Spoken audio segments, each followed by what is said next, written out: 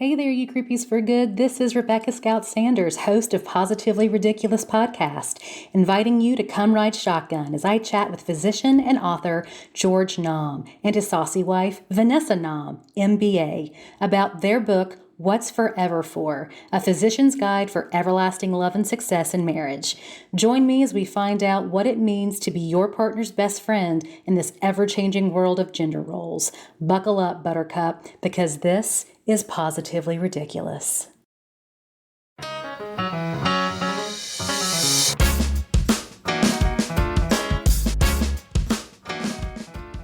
Hi there. My name is Rebecca Scout Sanders, and I was the run-of-the-mill skeptic, pessimist, and depressive personality I killed at parties until I studied positive psychology. Now I host Positively Ridiculous Podcast, where we discuss the positive impacts of everyday people, places, and practices that bring happiness, inspire hope, and build flourishing communities in the most unassuming ways. We look at these subjects through the lens of positive psychology and how its science and application can and is improving our lives while riding shotgun with a self-admitted skeptic. So buckle up, buttercup, and come take a ride on the positive side.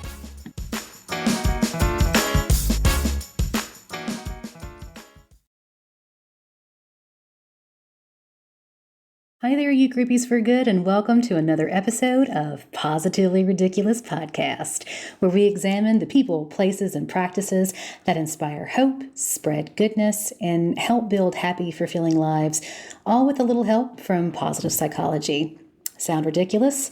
Well, you're invited to come see for yourself what being generous, optimistic, kind, and gritty can do for your life, family, career, and even health. Today's episode, we are talking with Dr. Goerge Naum and his wife and co-author, Vanessa Naum, about their book, What is Forever For? A Physician's Guide for Everlasting Love and Success in Marriage, as we continue to work through the PERMA model of positive psychology. If you've forgotten what PERMA stands for or why it's important, that's okay. That's why I'm here. The 5 components of the PERMA model are positive emotion, engagement, relationships, meaning, and achievement. Dr. E.P. Seligman, the father of positive psychology, promoter of well-being theory, and creator of the PERMA model, demonstrates how each dimension of PERMA works in concert to give rise to a higher order construct that permits the flourishing of groups, communities, organizations, and nations. So what does that mean exactly? When each component of the PERMA model is executed to the best of any individual or group's ability, flourishing happens. Happiness occurs, and positive change is inevitable. So without further ado, let's meet up with Vanessa and Dr. Jeep as we 3 practice our diction for the episode. You can tell right away that Dr. Jeep was really into it. And again, South Korea, I know that we can work this out if you just give me another chance. You aren't answering my phone calls. You threw out the flowers that I sent. You don't have to deny it, South Korea. I found the flowers while I was going through your trash, so. Hurtful.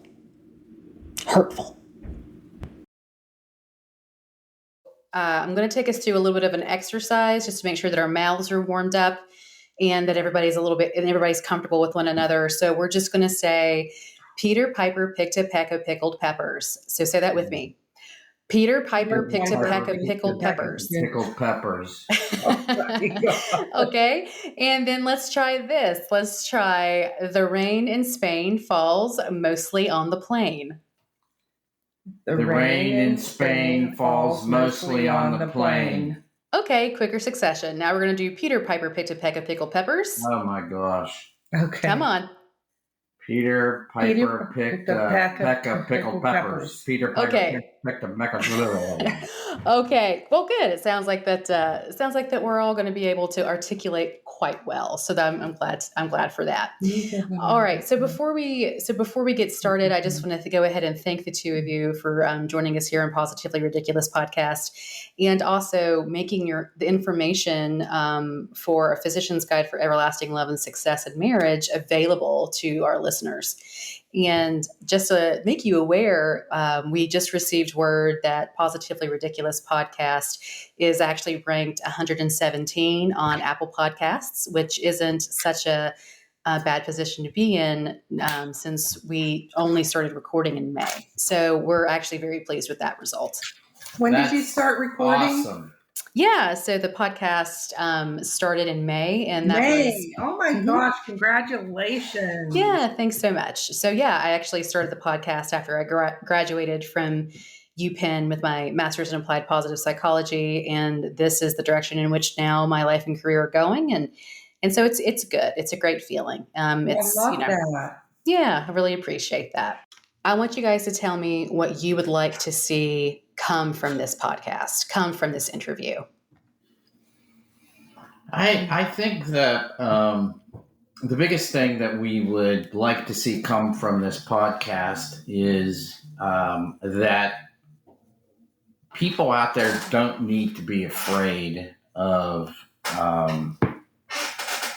looking for help with their relationships. Mm-hmm. And that's an issue, especially with us, because we work mostly with healthcare professionals. Mm-hmm. And they are you're one, so you know. Mm-hmm. They're a difficult nut to crack. There's mm-hmm. several layers to the shell, and that's probably our biggest, I would say, if we have one, that's probably it, to get them to be able to be vulnerable and to seek help before, I won't say it's never too late. Most of the time it isn't, that before they have to deal with stressors that could have been alleviated had they come sooner. Well, yes, like coaching is prevention, right? Mm-hmm. Coaching helps prevention. So, we just believe with coaching, you don't have to be in a tough spot to benefit from coaching. Mm-hmm. And what we do is, in working specifically with relationships with healthcare professionals, there's not a lot of people out there doing that. And mm-hmm. so what we do is, I think, a service that has been for a lot of years with Vanessa and I, that has needed to happen. Mm-hmm. And that's why we got involved in this 5 years ago. We've been doing, prior to that, we were doing general, for lack of a better phrase, general marriage and relationship coaching, but focused on the healthcare professional aspect in 2018. So what you're saying is that you really want to push the information, your expertise that you two have working with couples that work within the healthcare system, mm-hmm. and to give them the opportunity to salvage their relationships, because you feel that population is unique, or do you feel that you just have more of an inside track on how to help those individuals? I think we have a really clear picture and an inside track on how to help them. Definitely, mm-hmm. because of, we live that lifestyle, and I call it a lifestyle, and we lived it for over 25 years. And okay. Yeah, and there are challenges that come with it.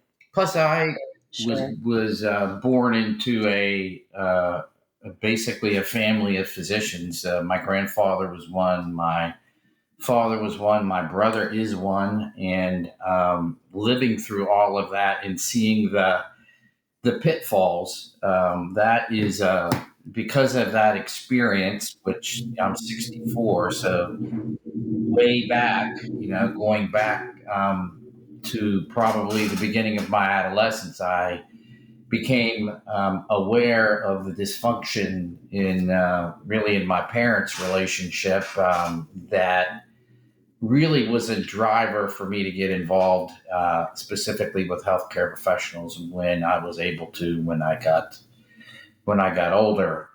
So let's go back into your background. So Vanessa, tell me what your professional background is and how you ended up here.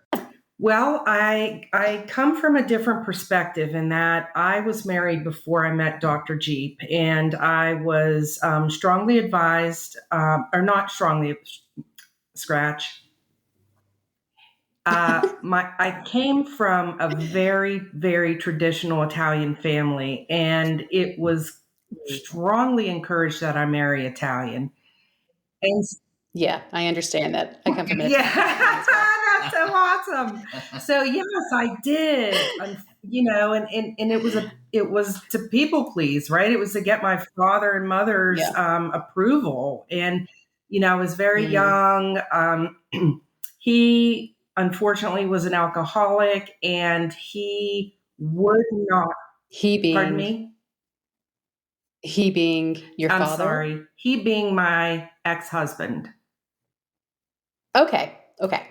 So the person that you had married prior to Dr. Yes. Jeep. Okay. Yes, and he was an alcoholic and just refused to get help. And Mm. I just felt that he wasn't willing to work, and there really, I mean, technically was barely a relationship. And so I decided to move on from that. And then fast forward, I met Dr. Jeep, and I learned a lot of lessons from that first marriage, and I learned a lot about myself. I figured what I wanted and what I didn't want in a spouse, what I could tolerate, what things I was able to negotiate, and then ones were just a flat out no. And so having that information really helped out. And when I met Dr. Jeep, we started dating. And, he was the proverbial checking off all the boxes. And so we began dating, and then got engaged, got married, and kind of committed early on in our relationship to doing marriage and relationship coaching. And we did it on a volunteer basis way back then. So we've gone back 25 years doing this. So Vanessa. So how old were you whenever you were first married? I was 21. 21. Had you went to college? Like, what was your life experience at that point at 21 years of age? To make you ready for marriage, you feel? Actually, I had no life experience that Mhm. prepared me for marriage at the age of 21. I had graduated from college, and, just basically going off of the information, that I picked up along the way from my parents. Did And you feel that your parents' relationship was healthy? Did you feel that they were a good model for no, what you should be looking for? Okay. Yeah. they were not. Mhm. Hence the reason that that first marriage ended. Yeah. And so then after that marriage ends, Mhm. are you in the world as an independent woman trying to kind of find your way, working in the real world, and then you come across this man that all of a Yes, sudden is checking all the boxes for you. yes. And so tell me, how did you guys meet? Oh my goodness. Well, It's a great story. Yeah, so I'm here. Hey, I'm here for this story, guys. So let's do this story, and then we'll get into the guide for everlasting love and success in marriage.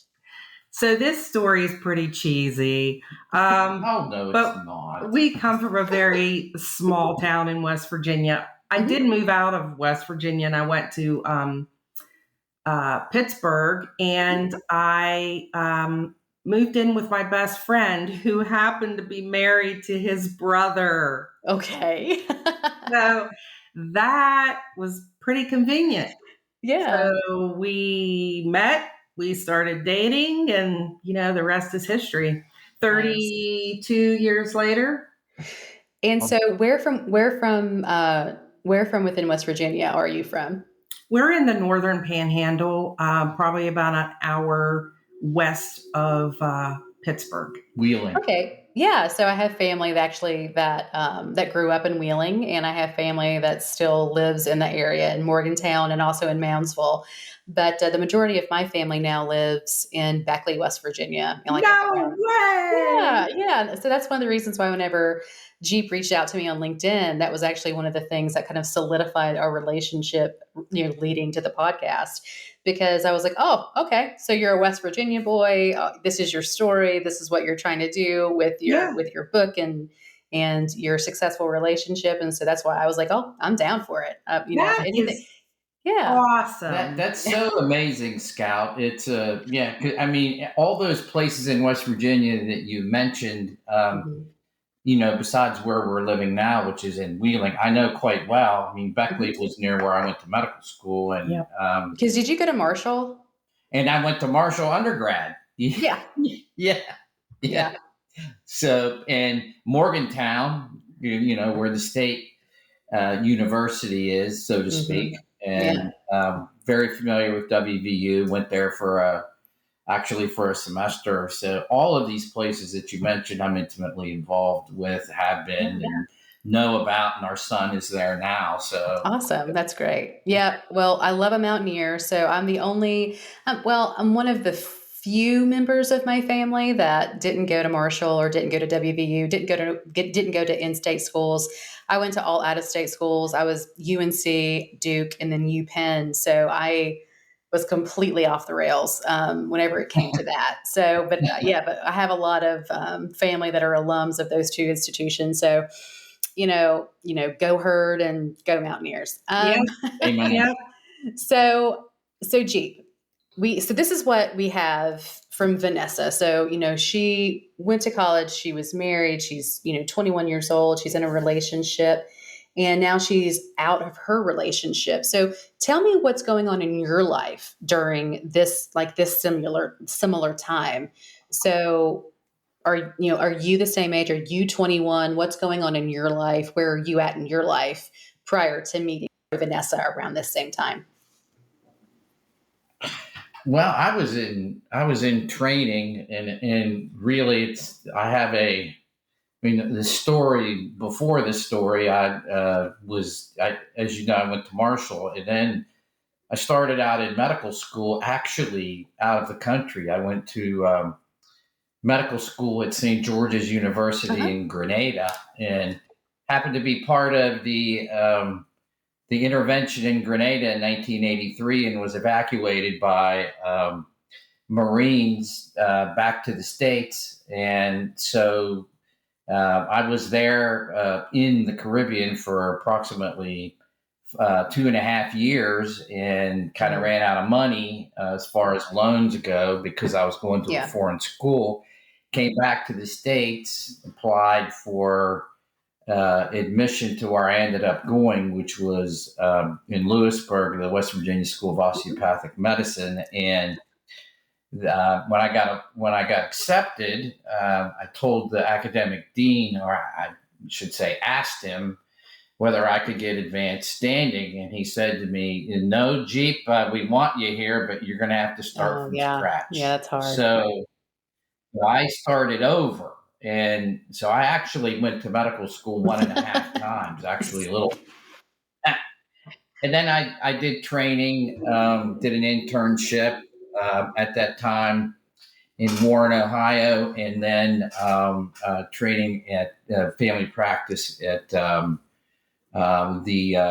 Medical Center of Beaver in Beaver, Okay. Pennsylvania. And right around this time is when Vanessa was out and about, having been divorced, and I was Mhm. engaged. In my engagement, I broke off from my engagement, and so I So was you kind of did you break out. off your engagement for Vanessa? I was No, getting ready I to say, would have. Vanessa, you were the other I woman. know. Yeah, No, Okay. I wasn't.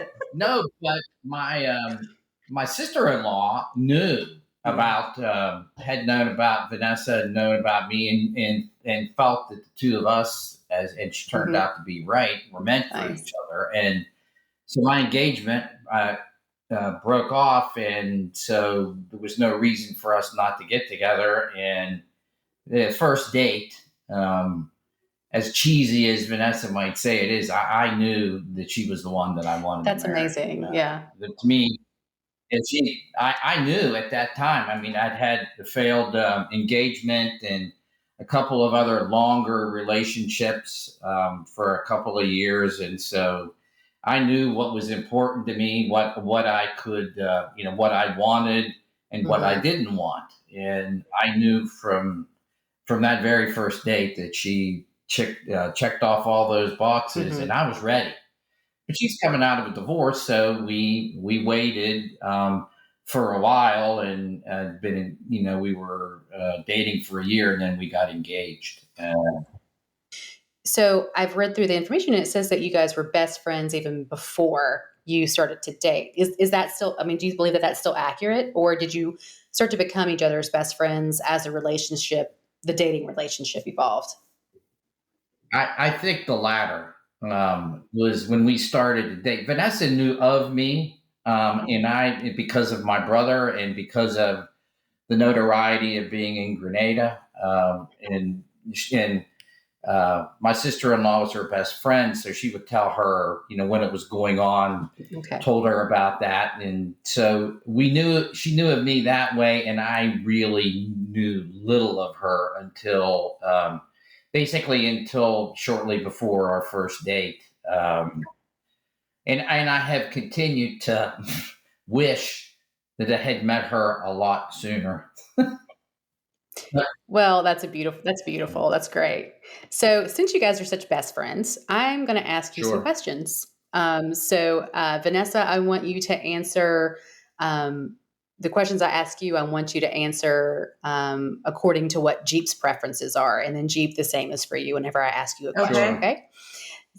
So, Vanessa, what is Jeep's top board game, and why?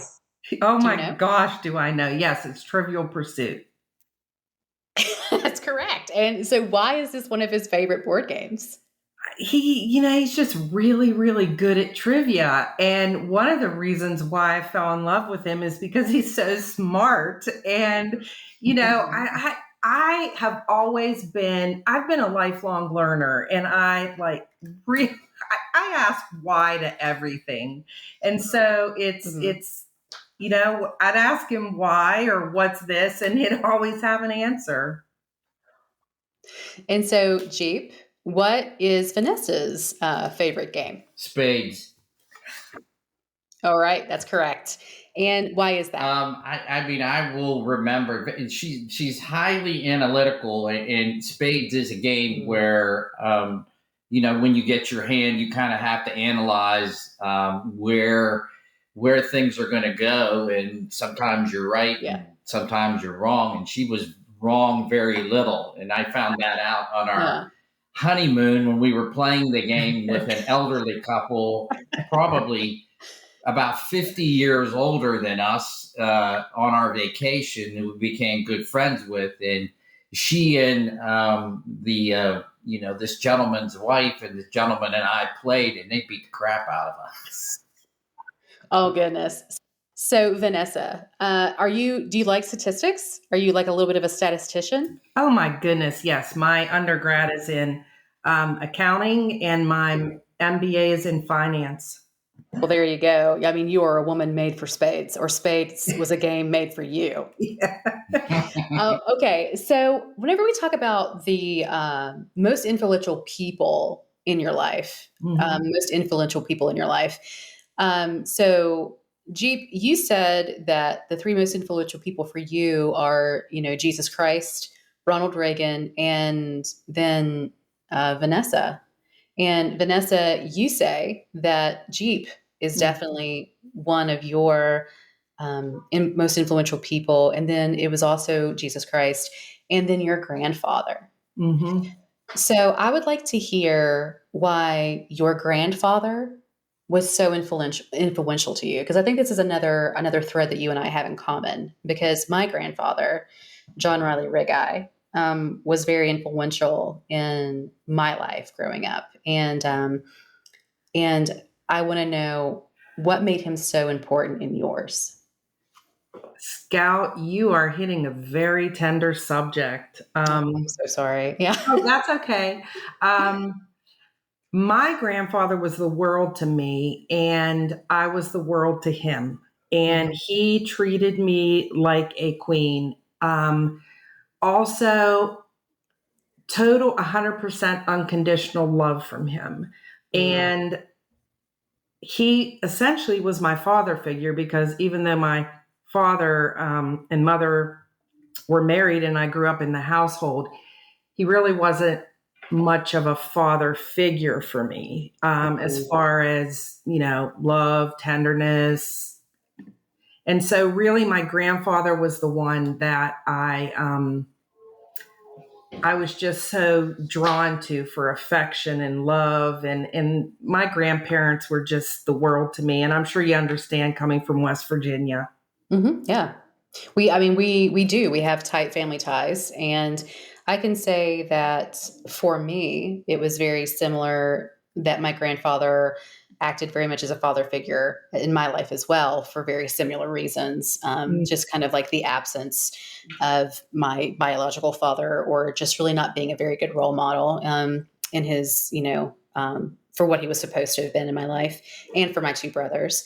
And so we had a lot of our uncles would step in, and then there was our grandfather. And I'm very fortunate to have had that in my life, because without that, I don't think I would have understood what it was, what a good man was, and what to look for in a life partner. I totally agree. Yeah. And similar to you too, Vanessa, I too was married before, and I, was married at a young age. And for me, the reason why I was marrying was really to get out of the situation that I was in my personal family life, because it was me too. I just didn't want to say that. Yeah. And so, but yeah, look, I really am all about the honesty and the vulnerability, because I think the more vulnerable we are with one another, especially as women, especially as strong women who are trying to make an impact in the world, just to leave the world a little bit better than the way that we found it, and to be honest with other people about our lives and our situations, that's how we can be the most impactful, and that's how we can be the most benefit in this world.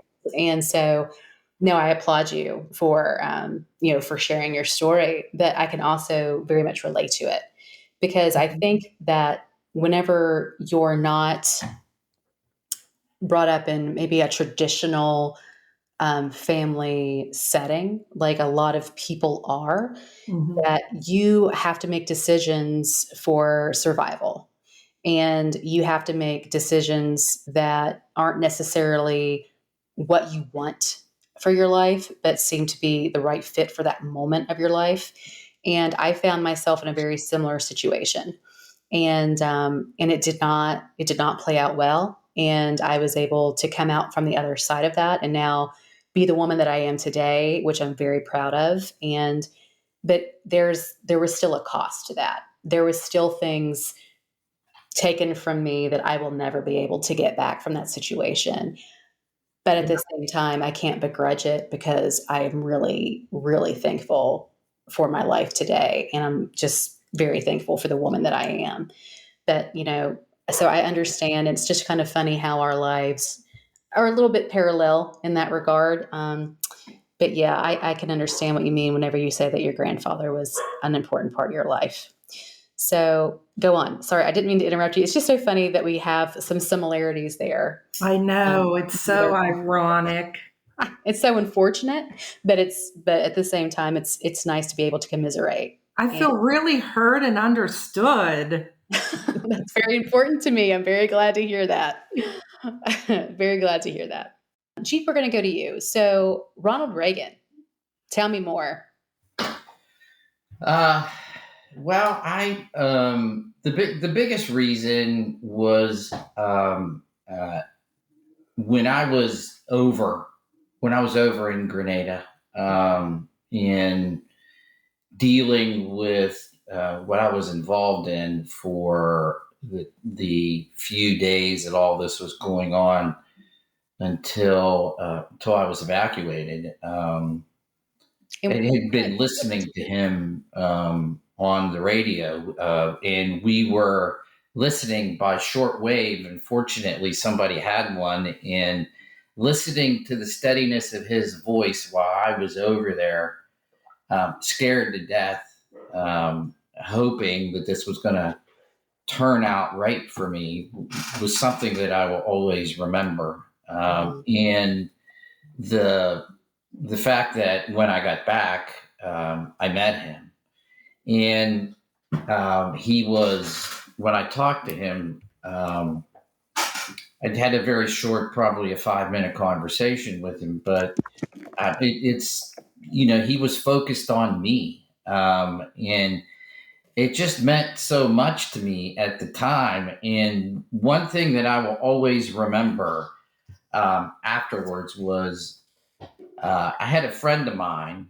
and I had already shaken Reagan's hand, but I had slipped further ahead in the rope line, and I was wanting to get a picture with him. And so my friend had the camera, and he snapped it, and I at that time, you had to send everything away, and I told him, I said, I don't care if his arm or his jacket is in the same picture with me, that'll be fine. Well, as come to find out, when I get the picture back, that he had stopped and he posed for the picture with me. And I was stunned and shocked when I got the picture back. And it's a picture that I will, have it on my wall here in the house. And I was it'll always be a memory that I had. And he had lots of people that he still needed to shake hands and meet, and he took that time to really create a memory for me. And he came from very humble beginnings as well in Illinois, and went through some issues when he was young, and I respected that, and it just came at a time that was very important to me, and I'll always remember that. That's beautiful. That's really great. And what was going on in Grenada at the time that makes this such an important or pivotal part of your story? Well, Scout, it was the first semester of my sophomore year over there, and just happened to be one day, the dorm where I was living in happened to be not too far from a beach. I've never been a beach person, but I happened to be there that one day, and one of my roommates was out swimming, and he walked up to me and said, "Did you know that they took the prime minister hostage?" And I said, "No, I didn't know that." And basically what had happened, we got caught up in the middle of a coup, and which I'm over here going to medical school, and I didn't expect to be involved in an event like this, and so what ended up happening was they basically had us under arrest on campus. We weren't allowed to go anywhere. And then one of the things that prompted the decision to come in and get us was that we were not going to be allowed to find other ways off of the island, because the military that had taken over the government would not guarantee our safety. And so after that, the decision was made the following day to come in. And what a tumultuous and challenging time for you. I mean, I can only imagine, because how old were you when this was going on? Let's see, this was 1983, so I was 24. Wow. And as 40th anniversary this year.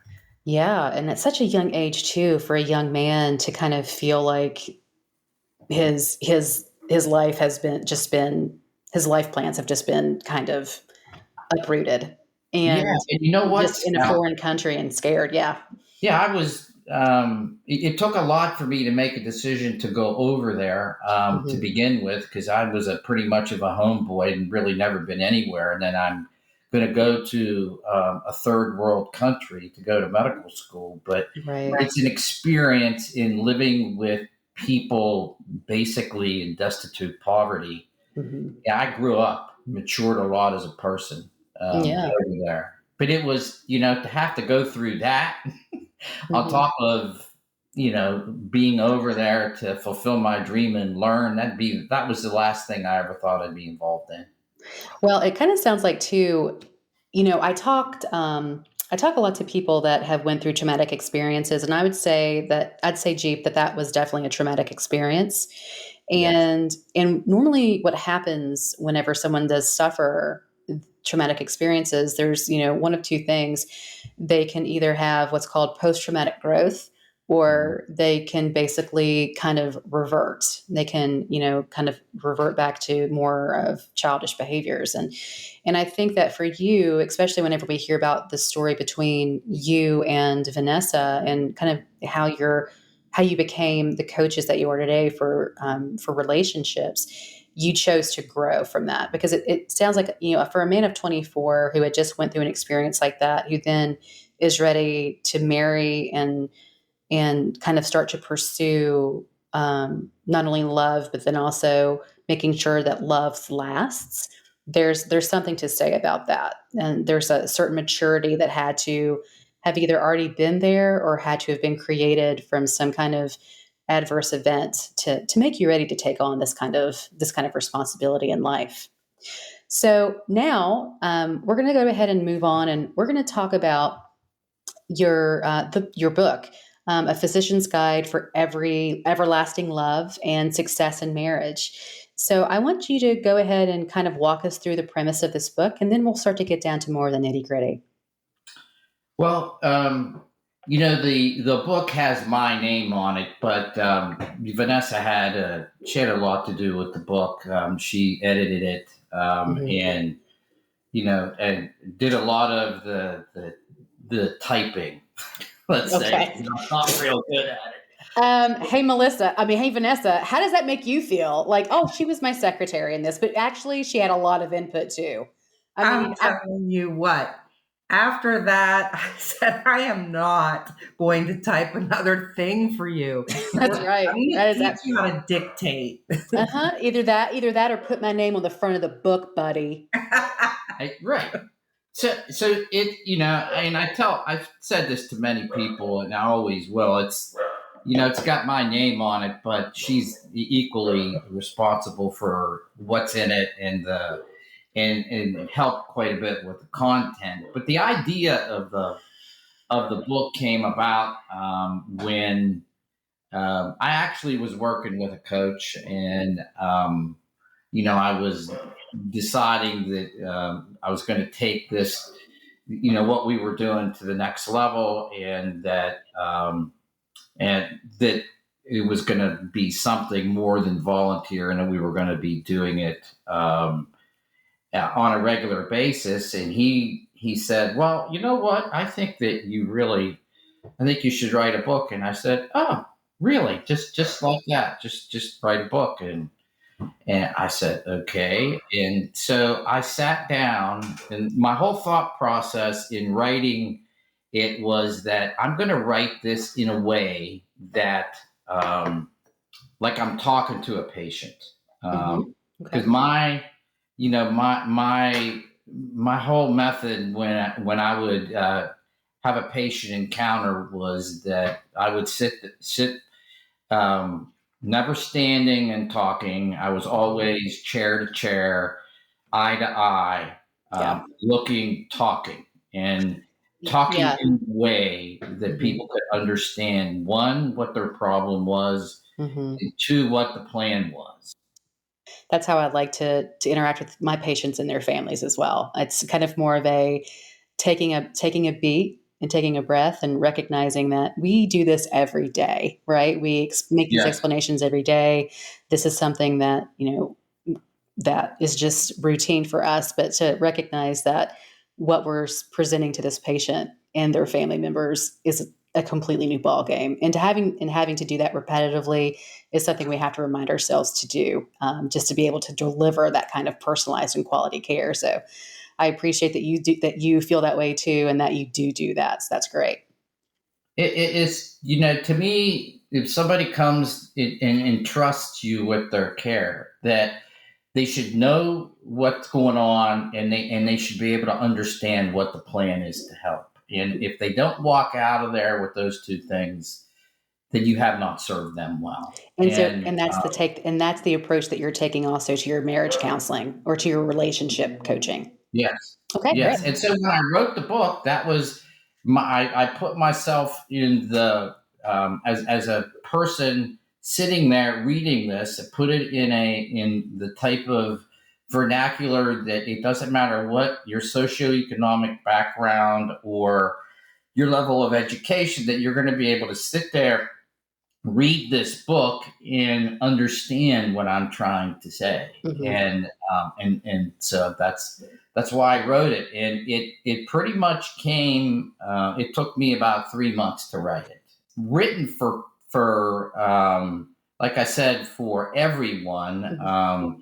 But it's written from the perspective of a physician, in what I see and how I've seen relationships, not only at healthcare professionals, but having seen it among patients for years.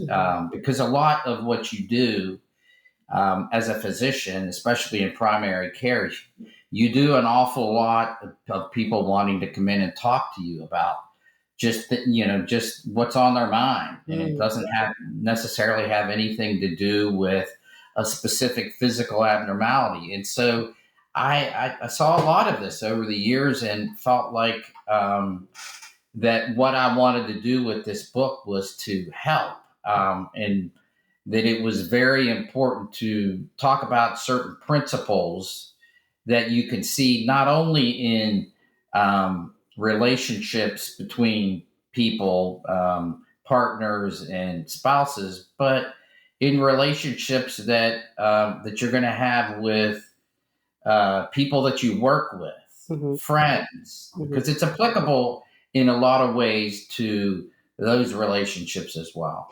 Well, can you go ahead and give us some insight to some of those pillars, to some of the things that you think are, really necessary across relationships, not only to just romantic relationships? Do you mind if I jump in here? I love it. I would love to hear from you, Vanessa. Yay. You know what? One of the favorite topics in there that I have is about arguing, and, pretty much teaching folks how to do it and how not to do it, that there are rules and there are lanes that we should stay in if we want to protect our relationship. If we don't care about our relationship, then of course, the guardrails and the lanes really, really don't matter. But if our relationship is important to us, and that's our primary purpose, then the rules help stay in the lanes. And it's extremely hard to do, let me tell you, because we're human. Yeah, we become very passionate, right? We become very passionate. Oh, yeah. Like I leave names out of it, right? Like I don't say. Yeah, like no third parties, no swearing. The past, not bringing up the past. Stay focused on topic. Stay focused on the topic and try to find a solvable or a solution. So both of you are kind of like brainstorming how to come to an agreement for whatever you are arguing about. And it's also to understand each other a little more deeply too. There's a phrase that I came up with called compassionate intuition, and that is to look at your, if you're in a personal relationship, that when you are having a discussion, that you're to look at it that the person that you're talking to really, they're coming from a place of, or should be coming from a place of wanting to help instead of injure. Now, is that always the case? No. Now, if you come at it from that perspective, you're more able to move it in the correct direction instead of being immediately defensive, which still after 32 years of being together still happens, because that's kind of like a default position that we have.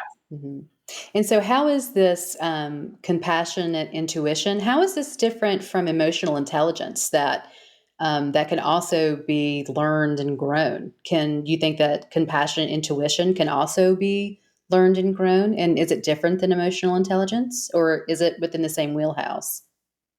I would say it's within the same wheelhouse.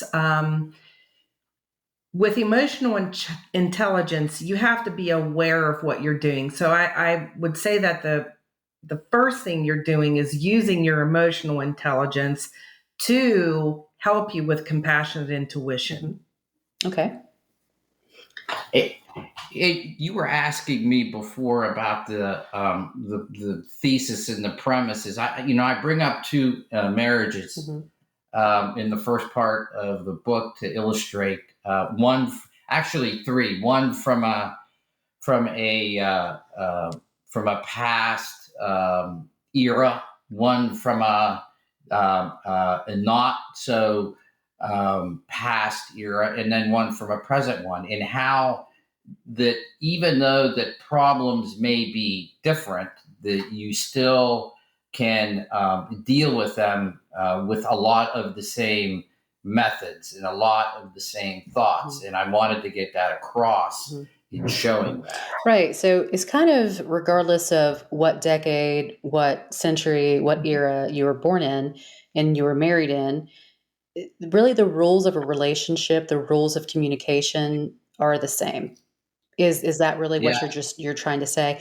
And yes. And so because how do you think that the societal shifts in gender roles have impacted relationships and as far as communication and responsibility? Because I would say that that would have something to do with the expectation of how we now interact, how we now argue, and how we now solve problems. Because now we're looking at more equal roles within a relationship instead of roles that are so divided or so categorized as to being a woman's position or being a woman's role and then being a man's role. How has that changed with I with totally time? agree with you. Yeah, I totally agree with you, because society teaches us things, right? Doesn't mean they're right or wrong. It's just how things are. And in the first marriage that he cites is patriarchy was alive and well. And then the second one was pretty much the same, where in those two eras, the men went out and worked, and the females stayed in and took care of the children, and the men were the bosses. And how that affects folks now is if your parents were part of that generation where patriarchy ruled, then you're carrying that into the next generation. And those ties are still there, absolutely still there. And things like, both spouses work all day, but some men still think that things around the house and taking care of the household really doesn't fall into their wheelhouse. And that's just not the case if you want to build a relationship based on friendship that doesn't have resentment in it. That's a very good point, Vanessa, because I work with a lot of young women who are married women that have children and they're trying to build their professional careers and they're exhausted. And a lot of that has to do with the idea that they're still being the mother, still being the wife, and then still taking on the majority of the household responsibilities and child rearing responsibilities, even though the husband is more involved, I think, maybe than in the past. And also that may vary per situation. But these young women are still struggling and their rates of burnout are so high because they really Yeah. are burning a candle at both ends and sometimes Oh, snapping it in half and then lighting, yeah. somewhere else, in the middle. And so, yeah. And I did that. Hmm. I did that. Yeah. And And I will tell you, Scout, she did do that. mhm, And you know, what you bring up a very good point. When I was in when my practice was really busy, Vanessa ran my office from every perspective except for a medical one. mhm, She took care of all the staffing, and she took care of the billing, all of that stuff. And so, I, besides working with the staff, my responsibilities were patient care. mhm, And so at the end of the day, I was pretty spent. Well, Vanessa's day wasn't done. I mean, she did the office till 4 o'clock, and then go pick up our kids. And I often was at the office for another 3 or 4 hours, and then I would come home, mhm. oftentimes spent just looking to sit into a chair, decompress, and watch whatever was on TV, and just think of nothing except for escape. And Yeah. here she is, on her second job of the day, Mhm, cooking. Kids are pawing at her, and I'm sitting there oblivious mhm, to what's going on. And after a period of time, rightfully so, she got sick of it mhm, and basically said, I need an equal partner here. And I had always given voice to the fact that I would be that way. But my dad wasn't that way. So sometimes, no matter how you try to stay away from that default position, which is what you've had in prior relationships or what you've seen as an example growing up, that still is with you, like Vanessa said. And so I said, I'm really sorry. Yes, I am doing that. mhm. I completely agree with you. And That took a few years, by the way. Yeah. it It did. wasn't that Sure. simple. Sure. And I am at fault. Mhm, I'm at Yeah. fault for that. And she had the courage to call me mhm, on it. She never should have had to have done that, but she did. And because she did, we were able to get through that. And I was able to have a kind of a relationship that has been long lasting with the 3 kids that we do have, that had she not had that kind of courage, mhm. likely would have never happened. Well, I just see it as your aha moment. I mean, that's that's Yeah. that's what I call this. And yeah, Vanessa, you being the woman that you are and being someone who is strong and being someone who knows, what fair looks like, just simply stated, hey, this isn't fair.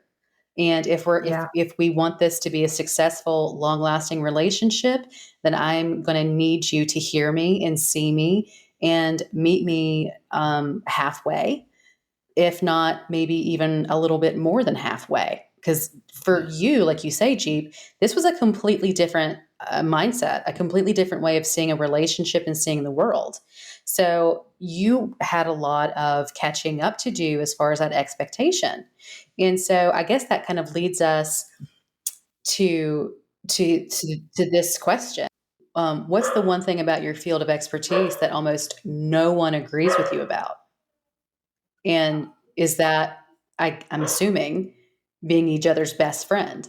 Yeah. It Yeah. It absolutely is. I find it so distressing in couples that we've coached, oftentimes, where you say, "So what? Who's your best friend?" And oftentimes, "Oh, well, it's my friend that I grew up with, or somebody that I met in college, or." And I'm thinking, well, and I said, "Really?" I said, "No, think Mhm. about that. Who is?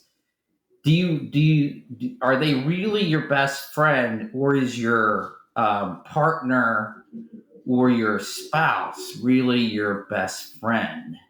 And they've really never thought about it like that. And Well, go ahead. yeah. So actually having a question for you. And so this is from one of our listeners. His name is John. Mhm. And he says, does best mean the closest person in your life?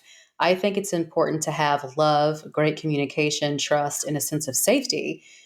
there are also other people in my life with whom I have similar relationships.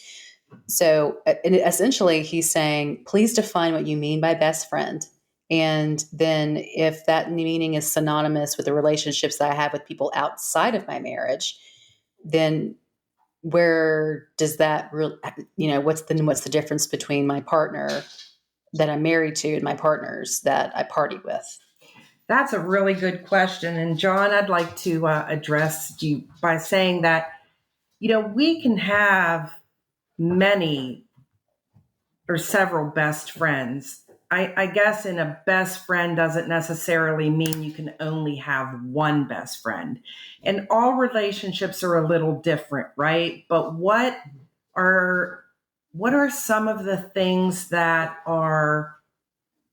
you hold deep? Like, what is it about that relationship that would qualify for it to be a best friend situation? And in the research done with best friends and marriage, it's really about someone who has your back, someone that you are able to talk to, someone that you're able to share your dreams and your hopes and your fears with, someone you can be vulnerable with. And most importantly, someone, like I said, who has your back, that no matter what, they are going to be there for you.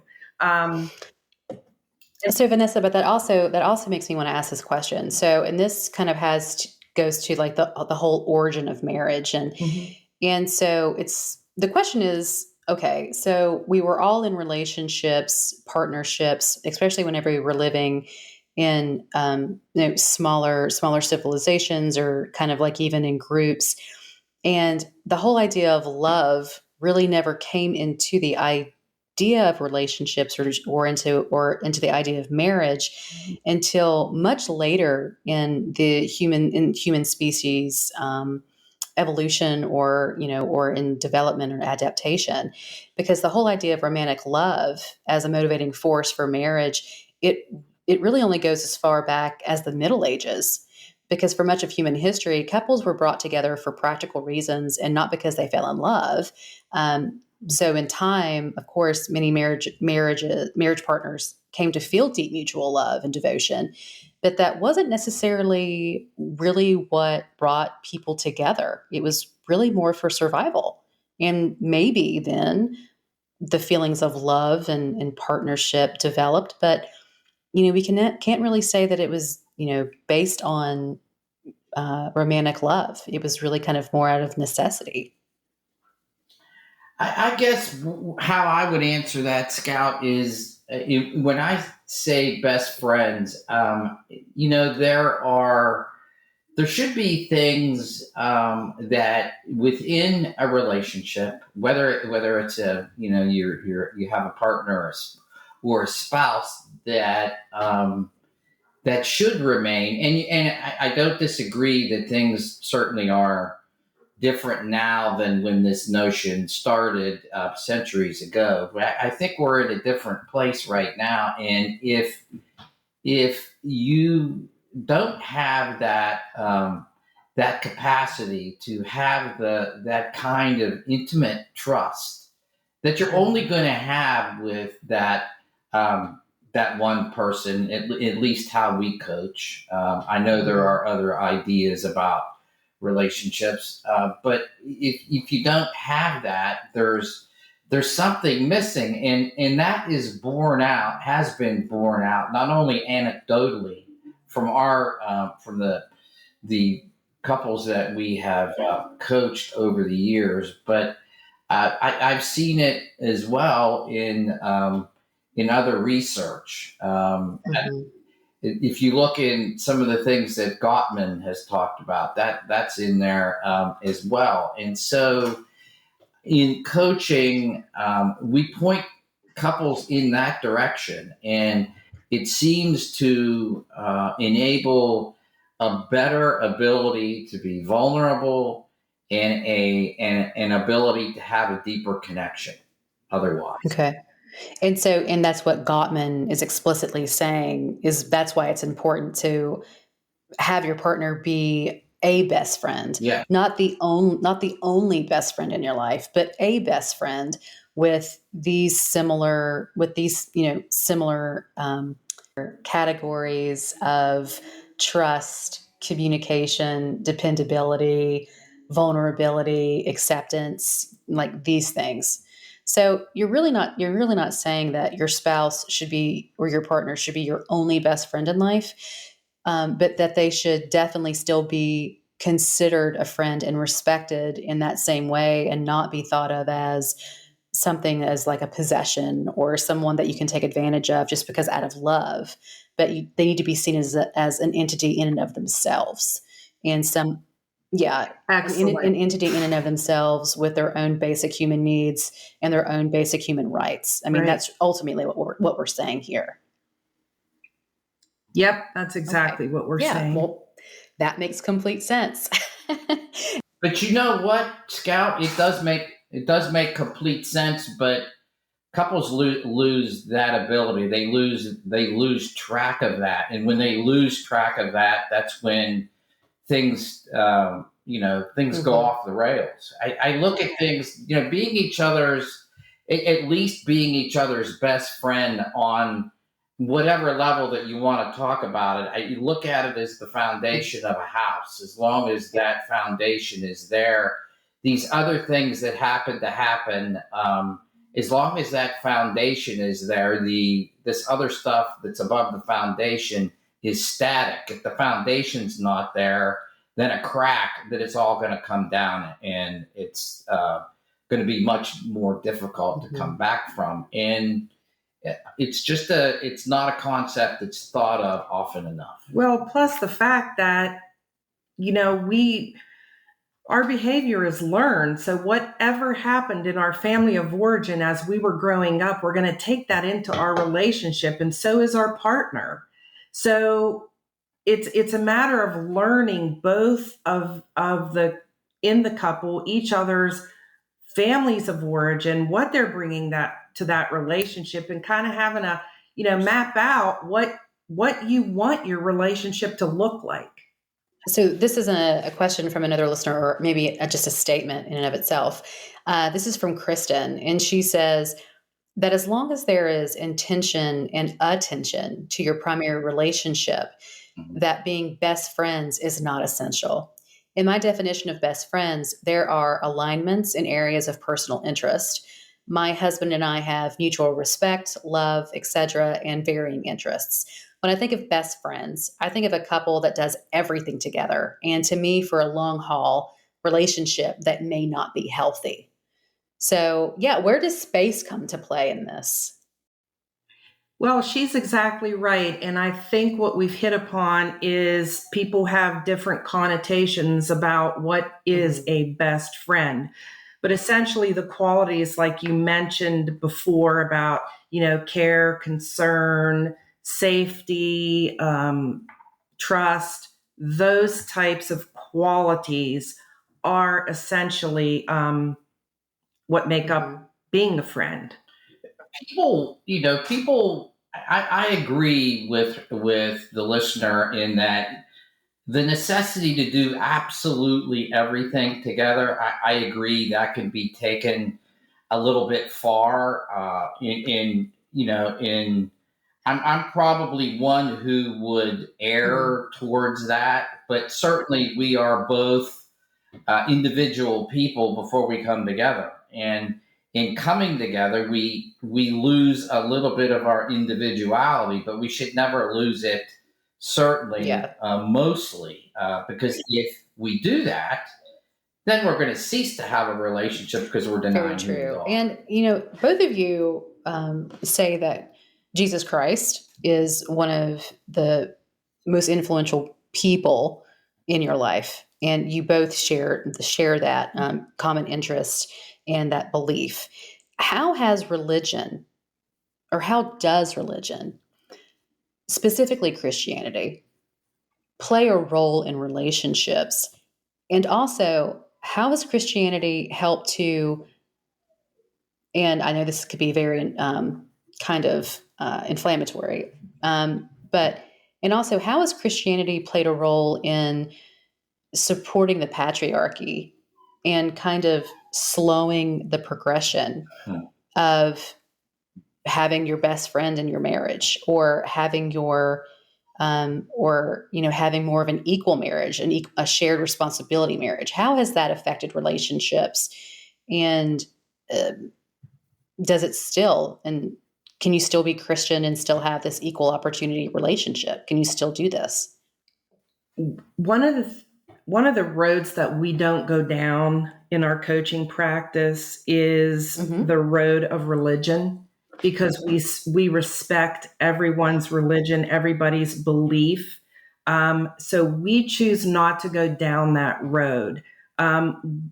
When you ask us about our, person, both of us agreed that it is Jesus Christ, but that doesn't necessarily mean that is how we coach, or that our program is based in religion.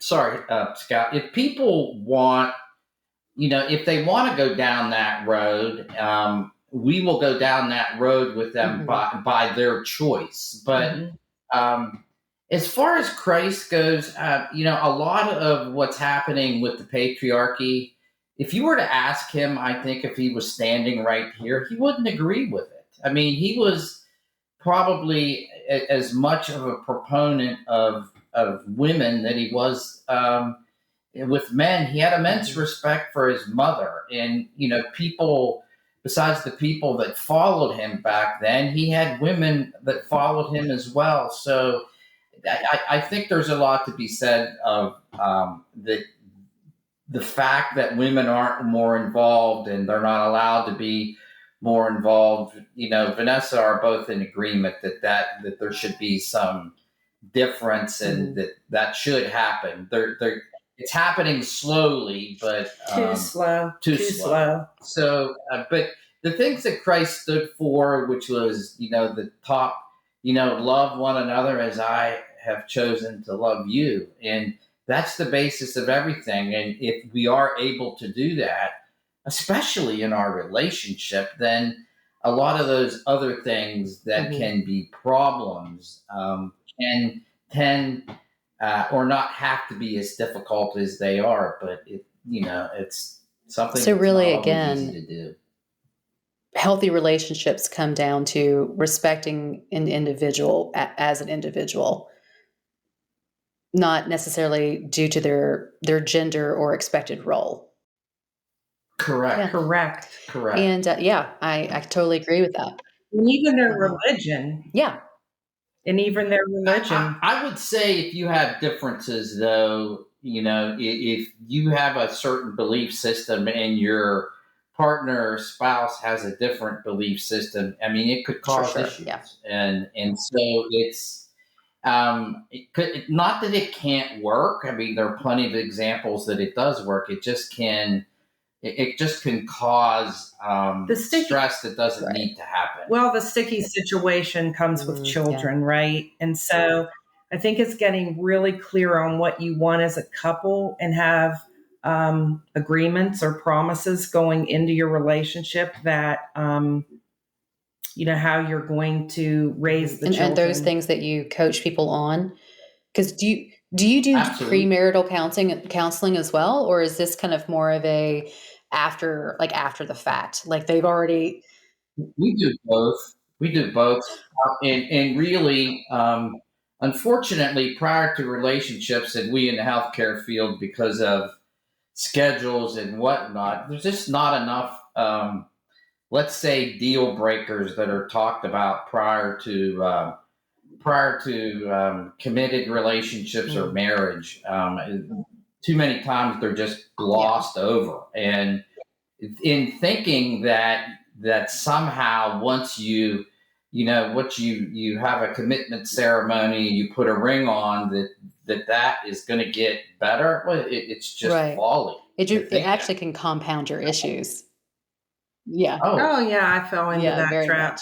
Yeah.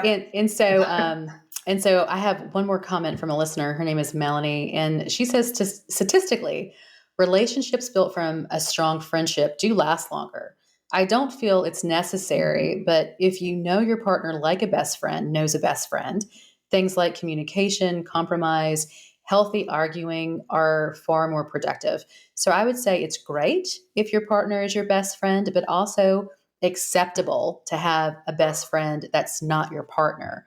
So the short answer is I don't think it's necessary that your partner needs to be your best friend. But I think, again, that kind of goes back to what we were saying before is like understanding that whenever we say your partner being your best friend, not solely your best, not your only best friend, not the only person in your life, right? Correct. It's again, yeah, it's That's again correct. seeing them as a whole individual with with their own needs, with their own expectations, and just respecting that difference, but then also really appreciating the love that you have for one another and meeting each other halfway to make that last and to make that meaningful. Absolutely. Yeah. Well, and the listener describes, she describes a lot of what's needed in a best friend, and that's healthy arguing. If your arguing is destructive, you certainly aren't best friends, and too many times arguing is destructive. I mean, we're going to have differences of Right. opinion on things, major things, as I said shortly ago, should be determined before the next step is taken, and unfortunately, that doesn't happen a lot. So, but if you have that respect when you do have that those differences of opinion and arguing, and not hit below the belt, so to speak, it is going to be better, and that's all about being respectful, because if there is no respect, there is no trust, there is no love, there is no. It's really making your partner feeling seen, heard, and letting them know that they have meaning in your life and that they matter, right? And so Amen. it's really kind of encompassing making people feel like they have worth. And I think that whenever we're able to have these healthy discussions, healthy arguments, that we're showing people a level of respect, and we're also showing them what their value is to us individually, and also just respecting their innate dignity. And I think sometimes that gets lost in relationships, especially relationships that maybe are the overly passionate type.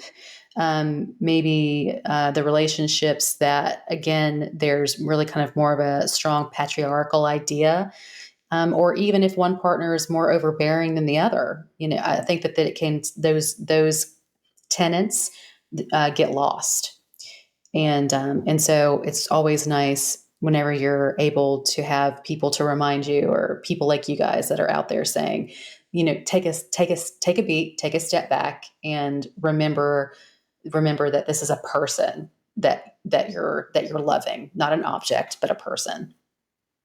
And that certainly describes, the strong patriarchal person that doesn't, where it gets lost that the person that they're married to or committed to is their own person and deserves an equal amount of respect.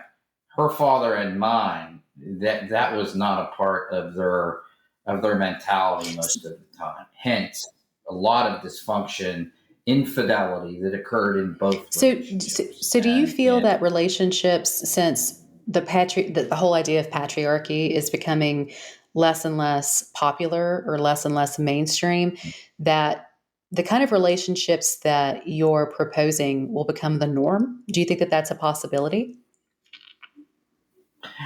I think it is a possibility, but it comes from being aware of dysfunctional examples that you were shown when you were, when you're younger, and possibly dysfunctional examples that you had from prior relationships, and that's the only way I see that that things are going to change. And it was my awareness and the dysfunction that that I was exposed to my entire young life and adolescence that I saw was completely wrong, and that the way my mother was treated in so many ways was just wrong, Unfair. and unfair, and that I was not. As long as I had awareness, and I've told Vanessa, I said, if I ever am like that, feel free to make me be aware that I'm not acting that way. So there needs to be intent for change, and there has to be an allowance of awareness on the partner to say, this is how he was. You don't want to be that way. You said you don't want to be that way. So let's change it. Let's be aware that it's wrong. Mm-hmm. If that's not happening, then I don't see a change coming. But I see it. I see that. I love that. I love that we have hope. Yeah, hope. And another point that I'd like to make is when we're arguing and we're really, being truthful with ourselves, what we're doing is we're trying to win. And it's are you trying to win, or are you trying to understand each other more deeply? And when I get clear with myself about an argument, if it's winning, then I know, of course, it's not about understanding. So therefore, when you go to that for the right reason, it's more intentional. Yeah.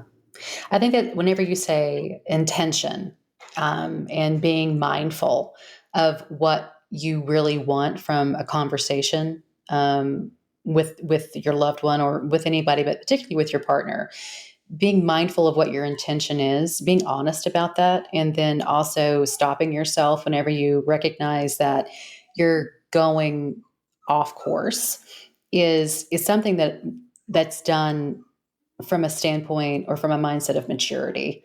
And I think it's also Yes. done from someone with deep compassion, because no one can cut you as deeply with their words and with their actions than someone that you dearly, dearly love.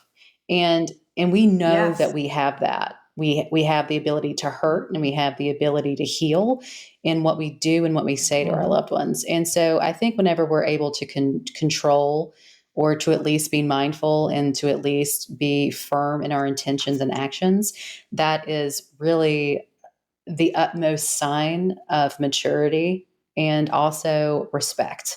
And that's kind of how I see that. And that's because I know how I failed in the past in relationships, and how I've also been failed in the past from relationships. So yeah, that's a big part for me.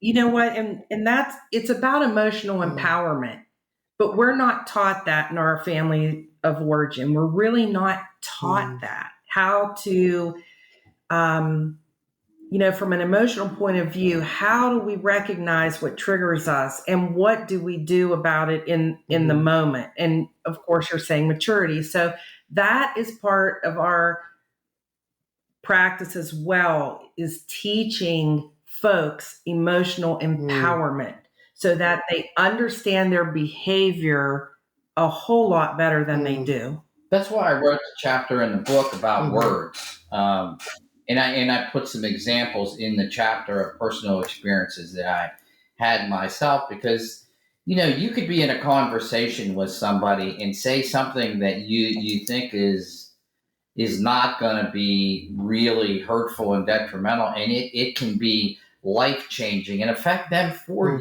years. And so it's a default position oftentimes when we're emotionally unbalanced, and we're just thinking about, well, I need to get this thought out there instead of possibly saving it.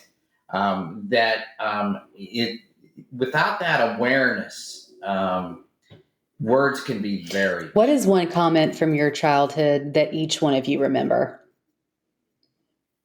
Oh man. Hello, Pandora. Here is your box. Oh, I would have to swear. um, you're so GD lazy, you stink. Or you're a DA, a dumb Uh-huh. A. Um, Or you're smarter than that. Don't be such a dumb A. Mine, so one of mine is you'll never amount to anything, just learn how to make biscuits. Yeah. Oh, And another one that has always hung with me and cut me really deep as a kid was you're no granddaughter of mine. That yeah, that hurt pretty bad oh, too. But oh my yeah, I mean, but goodness. again, but we Oh, all have these things that come into our yeah, relationships, and that, even though that this is in the forefront of my mind, there's a lot of things that have probably been said and done to us that are in the subconscious of our mind that are actually more in our our sub memory, or our, station 2 mind, and not our station 1 mind, through our executive functioning, that is very much influenced by the things that we don't even know that we're still holding on to. And so I think whenever we talk about coming into healthy relationships and taking personal responsibility for how we show up emotionally, it's also knowing where it's also to having done the work to heal and to ourselves, and not put that responsibility on someone else to heal us, but to have Yes. done the work and healing ourselves. And like you said, Vanessa, understanding what the triggers are so that we yep, can work on that ourselves. And then once we get to a point of being able to know how to manage it, really then start to work through those things with a partner. But initially, it's your Yeah. responsibility to identify and to do the groundwork, and then work with your partner not only on your own stuff, but also their stuff. yeah, I think you can be an ally in that healing, but you're not the source of that Right. healing. And that's the way it should be. And when I first met Vanessa, she was, she was scraping the ground. She had just, you know, unbelievably no self esteem. And here's this wonderful person that was treated like crap. And I'm like, she deserves far better than this. But she had to do a lot of the healing herself. And I was an ally there to Right. help. But had she not wanted to do that herself, I couldn't have Right. helped. Yeah. Vanessa, how does that make you feel to hear Jeep say that? Like, especially whenever we think about how people perceive us, especially whenever we're coming out of a very difficult situation, and we really don't know who we are anymore. We really don't know where we stand. We don't know what we believe. We're just kind of shattered. How does it make you feel whenever you hear someone say she was scraping the ground, but she was marvelous. She was wonderful.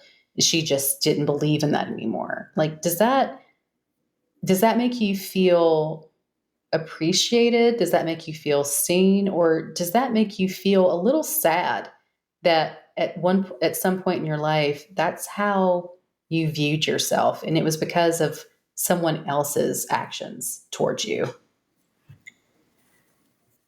I would say all of the above on that. But my focus at that time, and I've always tried to put a positive spin on things, was to climb out from under that and to become better. And Jeep just gave me the space to be able to do it. And so I felt, yeah, absolutely seen, appreciated, heard, understood, cared for. I could go on and Safe. on. Um, oh, totally safe, safe. Yeah, that's like number one. Um, and sad. Yes, it took me a long time to get through that. Because of course, I also blame myself for some of it as well. So then I had the anger with why I did what I did. But there comes a point where I just had to talk to myself and say, you know what? I'm human. I'm going to make mistakes. That was a mistake. What did I learn from that so that I can move forward and not make that same mistake again? And what do you feel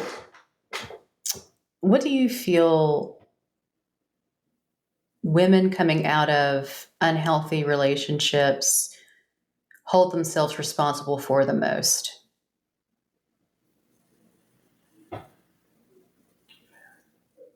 I think it depends on the relationship. I think it depends on what happened in that relationship. Regardless, if it was maybe physical abuse or financial abuse, or if it was emotional abuse, I think that women are always going to feel that it was their fault. That absolutely the failure of it. And I just want to make something very crystal clear.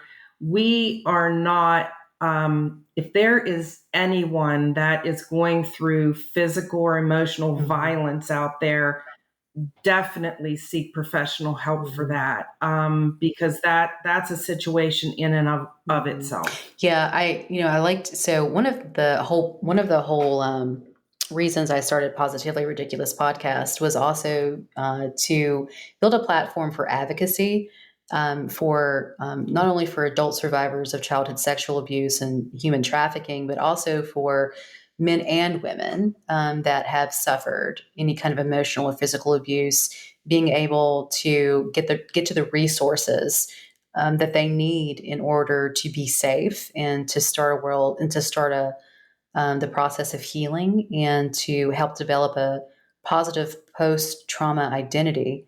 And so it's, if there's anyone out there that does or has experienced abuse, is experiencing abuse, there are places to go. There are hotlines to call, and there is hope. And that's always a very important message. And it's never, ever, ever acceptable. Exactly. It never, ever, ever is acceptable to be in any form. No, it's not acceptable to not be seen as a human being with value, ever.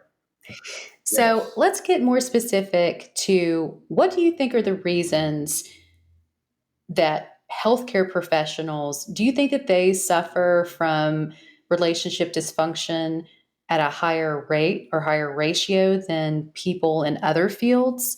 And what are some of the main areas of friction that you see in these relationships?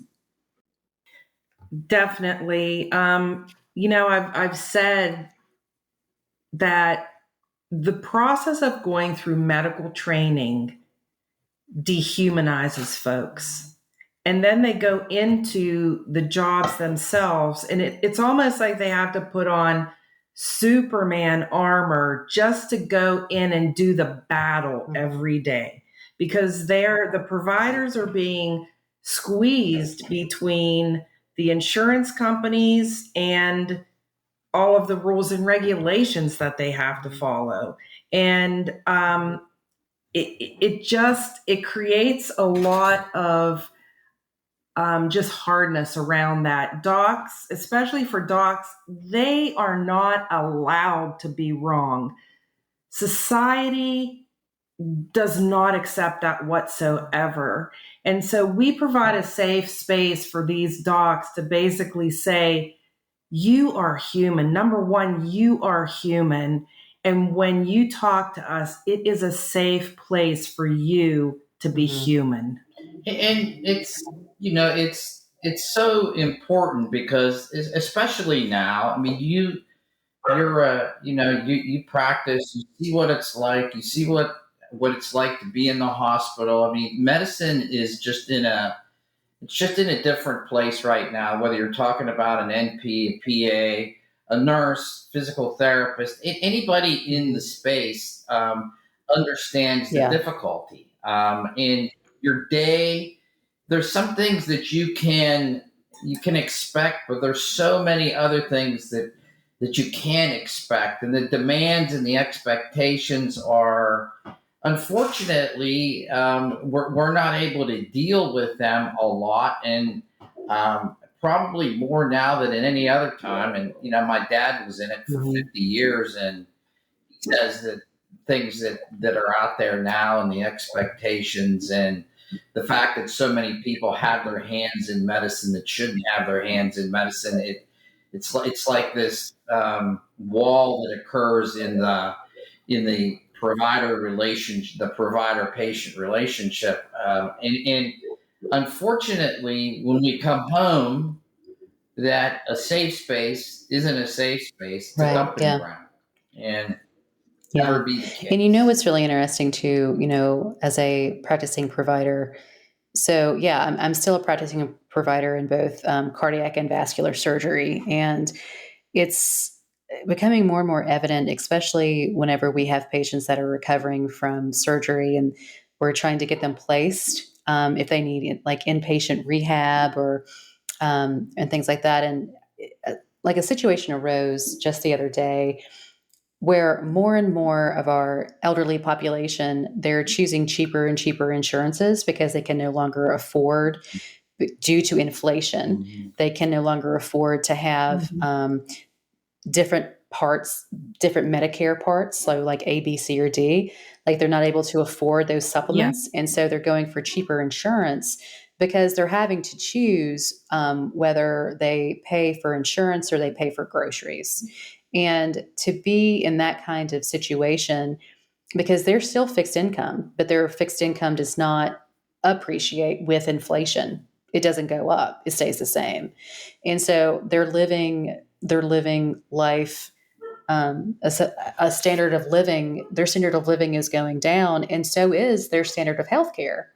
Because there's a particular insurance out there, and we'll just call it Inhumana, that basically does not cover inpatient rehab for patients who need to have further assistance prior to going home to be safe, to make sure that they recover safely.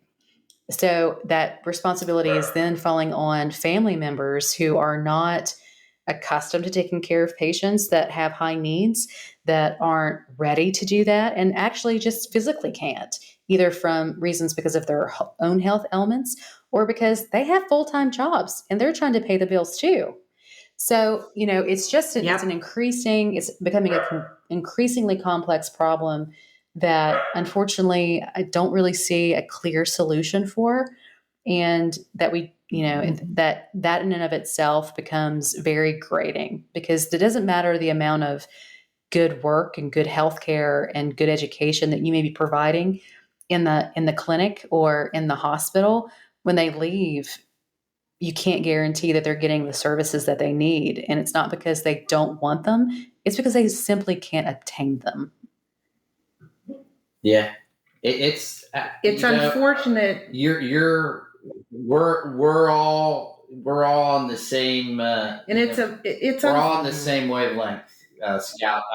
Everything that you're saying, I totally agree with. And as a result of these things that you discuss, so frustration builds up.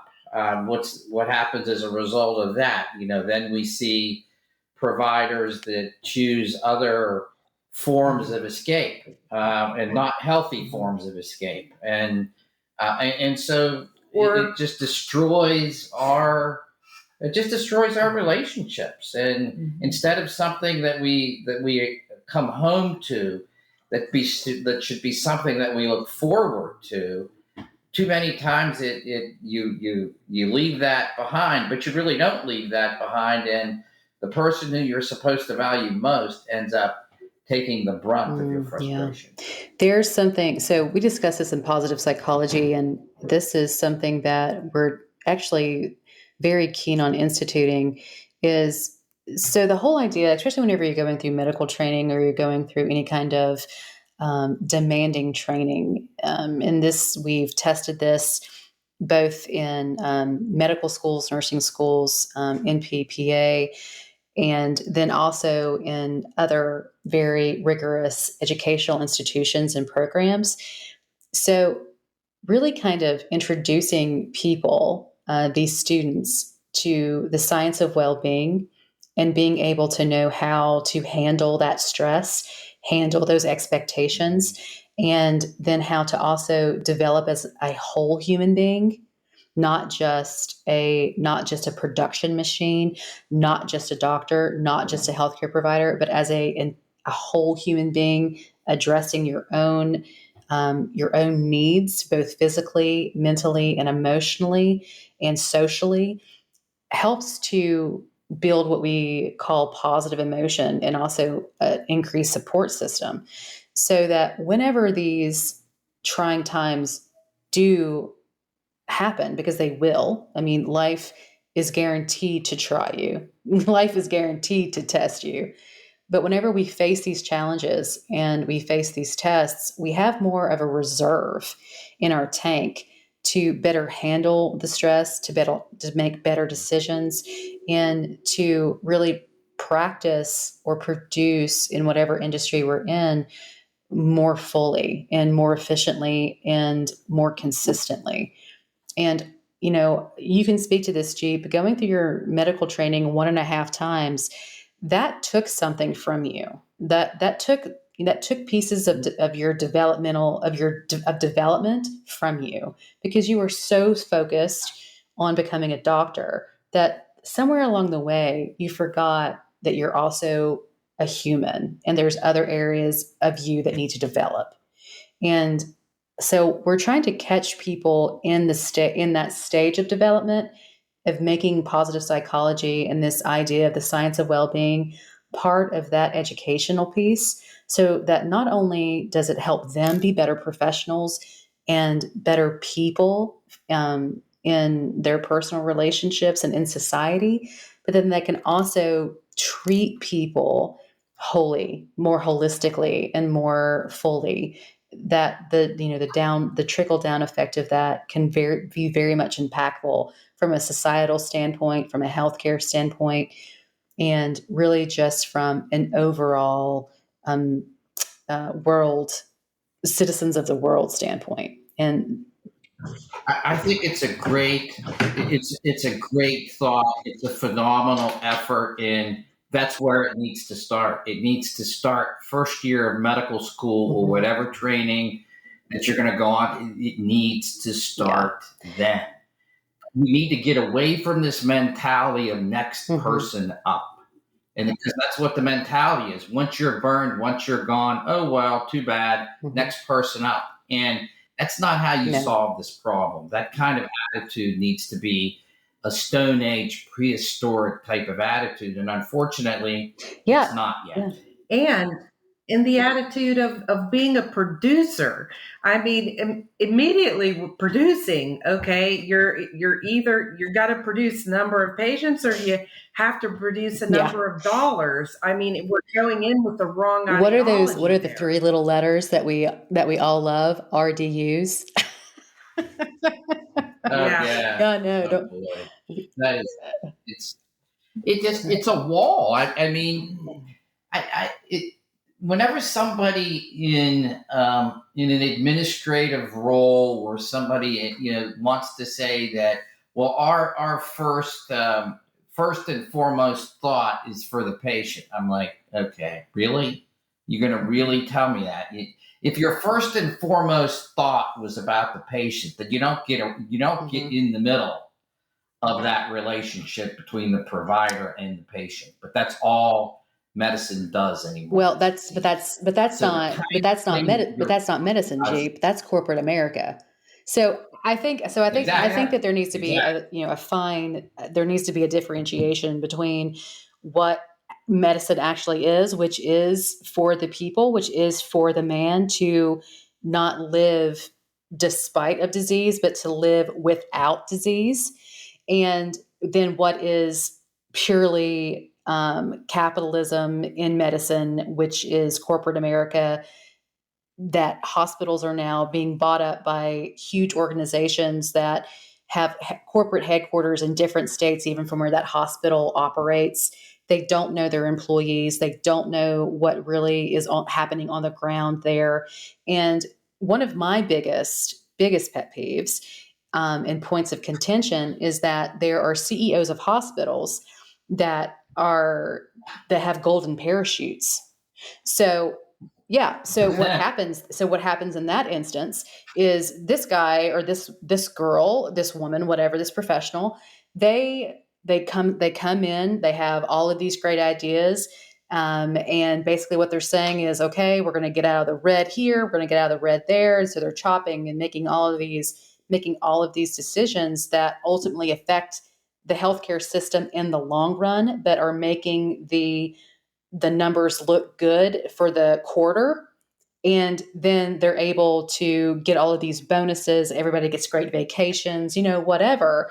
But then whenever the healthcare system folds or whenever the healthcare system gets into severe financial distress because they've made very poor decisions, it really doesn't affect them because of these golden parachutes. They can completely bankrupt. They can completely cause a health system to fail, and they're still going to come out with $5 to $10 million. And that to me, We've experienced that literally. yeah. And that to me, it does not, for one, it screams mediocrity it screams mediocrity to me. What you're telling me is that we're going to continue to reward the failure. We're going to continue to reward the status quo, which is not helping our healthcare system, which is not helping our patients, and which is not doing anything to support the providers within that system that are you're told to produce, but you're continuing to fail in your leadership. That is my point of contention, and I will continue to bark that till the day I die. Get rid of CEOs, golden parachutes, and get corporate America out of medicine. We couldn't agree with you more. That's where it started to go downhill, Scout. It's abhorrent. It really is. Abhorrent. Totally. Well, so I want you guys to give me your top 5 takeaways from what you want people to know from your experience and from your book. What do you want people to know? Top 5 things for healthy relationships. Go. Okay. I would say one is that Hollywood pumps us full of what a real relationship, romance, falling in love, Cinderella kind of story. And that's not reality. And we teach what is real and healthy in relationships. And so one of those would be to not look at, what Hollywood is teaching us. I think basically the basis and foundation is you need to know how to communicate, and it may be a trite, overworked word, but it can't be stated enough that communication is the key. And if sometimes, or I wouldn't say sometimes, oftentimes, bad communication is worse than no communication. So our communication skills are taught by the examples that we learn. And if it's dysfunctional, we're going to find it likely from something else that's dysfunctional. So, if we don't know how to communicate with each other, and a lot of this should start, you would think, before the relationship is committed or marriage occurs, you would think that should be number one prior to that, but it's so not. Yeah. So just to speak to that, Jeep, and also to what you said earlier, Vanessa, one of the listeners, Laura, she says, I think we already put these incredibly unrealistic expectations on marriage, and it's to our detriment. I love the simple formula: happiness equals reality minus expectations. If our expectations are lower than reality, we're good. If our expectation is that our partner needs to be our bestie, it's another way to ratchet up the pressure. So, but speaking about expectations specifically, you're right, Vanessa. Whenever we talk about like the Hollywood idea of romance, and then also the lack of communication, Jeep, that goes into committed relationships, and the honesty that needs to be there too whenever we're communicating. But I really do think, yeah, we're dealing with unrealistic expectations. And I would say a third thing, which is something part of our what we teach, is the importance of intimacy. And intimacy, this isn't only physical. I mean, people associate intimacy with physical, but if there is not an emotional intimacy, if there is not an intellectual intimacy, physical intimacy often just does Right. not happen. And so in our teaching, we focus on that part of the relationship. There's studies have shown that physically, your physical intimacy, sex, if it's not something that is working for both of you, if it's not something that you are spending the time on to get right, it can take up to 80% of your Wow. relationship. When it's good, when it's satisfying, and when it is something that is that both of you agree on, then it's 15%.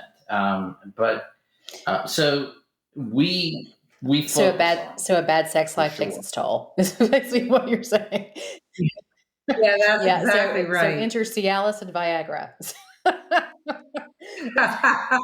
Yeah, middle age. Hello, middle age. No, but that does make sense to me. That does make sense to me because physicality is a very big part of relationship, and it is part of building intimacy. And I think that just from being physiological creatures in our biology, that does help us to become closer, and it does help us to be more vulnerable with one another. But so whenever we're talking about the emotional vulnerability and then also intellectual connection, I believe that it's important to actually be intellectually matched. And I also believe that it's important that you have a partner that challenges you, and isn't someone who's just placating, but is someone who can also set healthy challenges, and that you develop each other, through those challenges. I think that that is really how you can build lasting relationships. And like we just had Chris Bakash on the last episode, and he talked about building friendship through adversity. And if we're talking about building healthy relationships, well, healthy relationships need challenges. And then they also need two people willing to work together through that challenge. And I think that And I was going to say our fourth little pearl of wisdom would be hope. And the hope is that if two people really desire to make it work, and they're coming with an attitude of, okay, how do we want to learn everything we can to put this back together, then the attitude is everything. optimism. Yep. Hope and optimism. Yeah, and it's definitely it's definitely important to have that, because without it, it's going to be difficult for you to, as we say also in the book, weather the storms, and the storms will occur. Well, so that was our fourth. Do you have a fifth, or do we think that those are the top four? Because those are great. That's a great four. I would say something that is probably an underpinning for a lot of this is awareness, and we seem to lack that, because if we did have awareness, and with that comes emotional empowerment. They're kind of both linked together. They are, but it's when you're at the peak of emotion, that awareness kind of goes out the window. It's the lizard brain, so to speak, and there isn't upper executive functioning going on when when you don't have that awareness. Awareness is what allows that functioning to occur. Otherwise, you're just in survival mode. And so a lot of relationships, I think, probably function in survival mode for a long time until they get to the point where it's either, we either stop or we fix this. Yes.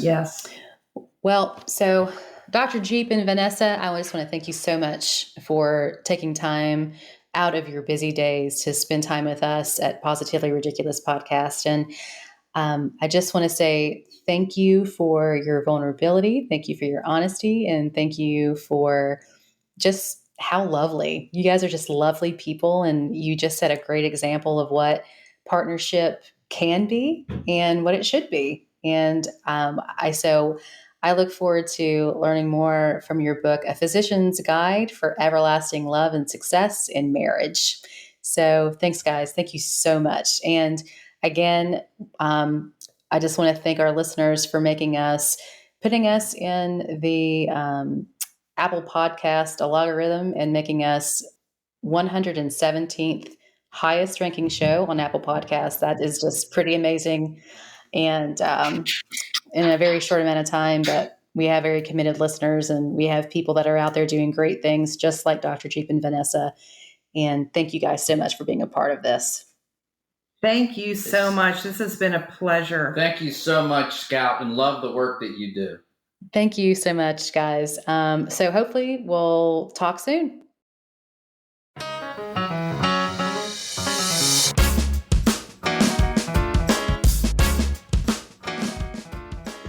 Hi there, you groupies for good. Please don't forget to like, follow, rate, and find us on all major streaming services and at positivelyridiculouspodcast.com or on Patreon, where you can support us and our hard work. We also want your feedback and look forward to welcoming you into this community for good. Talk soon.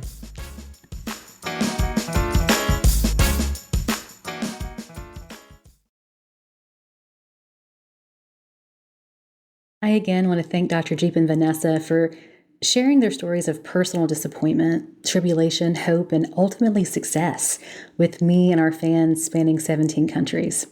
Again, their book is titled What's Forever For? A Physician's Guide for Everlasting Love and Success in Marriage. Also check out their website, www.bestfriendsagain.com, for more relationship insights and to purchase a book. This is Rebecca Scout Sanders signing off and thankful that you decided to join this campaign for the ridiculous, because we are here for good. Talk soon.